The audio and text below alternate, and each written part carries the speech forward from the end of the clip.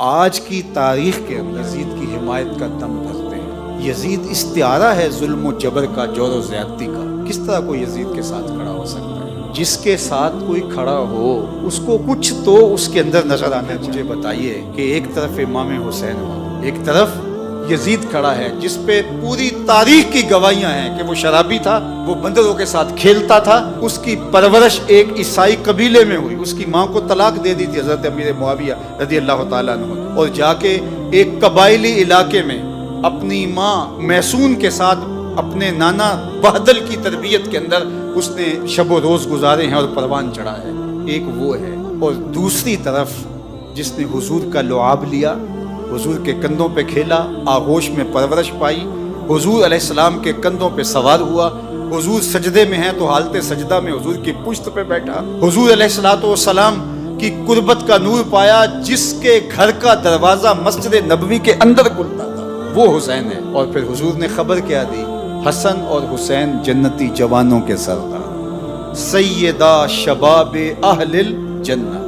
ایک طرف وہ کھڑا ہے جس کو حضور کی زبان سے جنتی جوانوں کا سردار کہا گیا، اور دوسری طرف ایک ایسا شخص کہ جس کی زندگی گناہوں سے، بدکاریوں سے، شریعت کی خلاف ورزیوں سے، جور و جبر، ظلم اور زیادتیوں سے بھری پڑی ہے۔ دوسری جانب وہ کھڑا ہے، میں تو نہیں موازنہ کرتا، موازنہ ہے ہی نہیں، چے نسبت خاک را بعالم پاک، کہاں حسین ابن علی اور کہاں یہ ناپاک شخص۔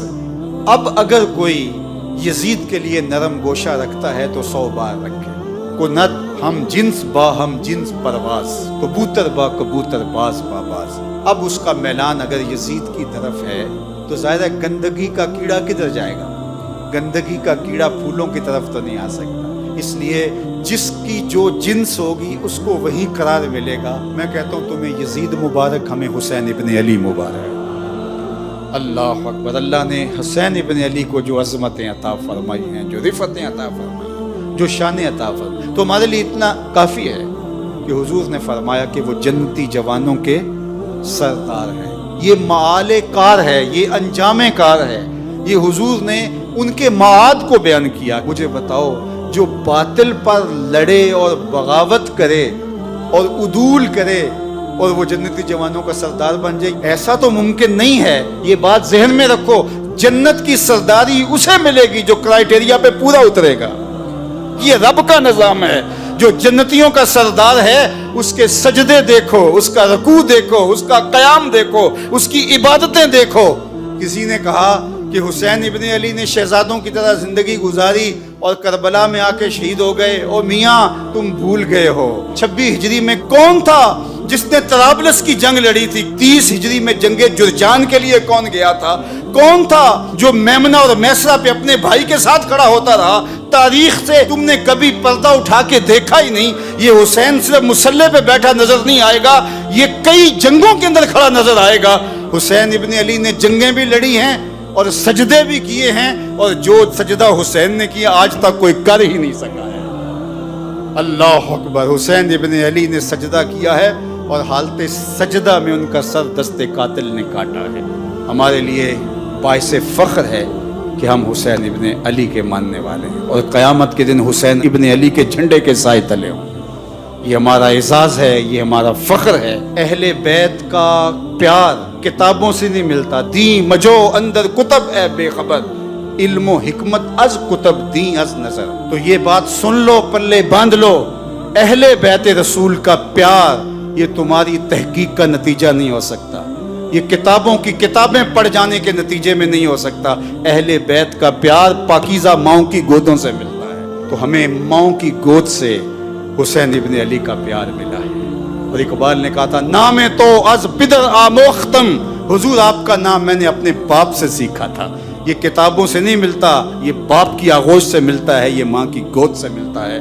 اللہ تعالیٰ اہل بیت رسول کی محبت ہمارے رگ و ریشہ میں محو نفوذ کر دے۔ اور یہ بات ذہن میں رکھیے کہ اہل بیت کی محبت اصحاب رسول کے ساتھ کسی عداوت کا سبب نہیں بنتی، اور یہ بھی ذہن میں رکھیے کہ اصحاب کی محبت اہل بیت کے ساتھ دشمنی اور بغاوت کا ذریعہ نہیں بنتی۔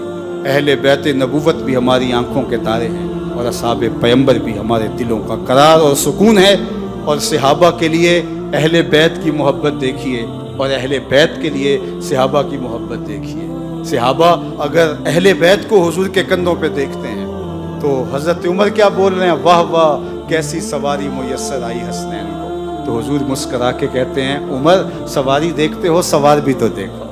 اللہ اکبر۔ اور ادھر حضرت امام باقر سے پوچھا جاتا ہے سیدنا صدیق اکبر اور حضرت سیدنا عمر کے بارے میں، تو وہ بولتے ہما امامان عادلان کانا علی الحق و ماتا علی الحق۔ وہ امام تھے، حق پہ قائم رہے، ان کا انتقال بھی حق پہ ہوا ہے۔ تم نے کہاں سے دین لیا ہے؟ اقبال بولا تو کہ نشناسی خفیرہ از جلی ہوشیار باش، اے گرفتار ابو بکر و علی ہوشیار باش۔ کہا یہ تیرے ساتھ ایک دھندا کیا گیا ہے کہ دو کو الگ الگ، جو حضور علیہ الصلوۃ والسلام کے سینے سے پھوٹتی ہوئی ضیائیں تھیں، مشکات نبوت کا نور تھی، حضور کی تربیت کا عکس تھے، ایک حضور کا خون ہے، ایک حضور کی تربیت کا رنگ ہے، ان دونوں کو الگ الگ خانوں میں بانٹ دیا گیا اور یہ امت کو تقسیم کرنے کا ایک مکروہ دھندا تھا۔ تو کہ نشناسی خفیرہ از جلی ہوشیار باش، اے گرفتار ابو بکر و علی ہوشیار باش۔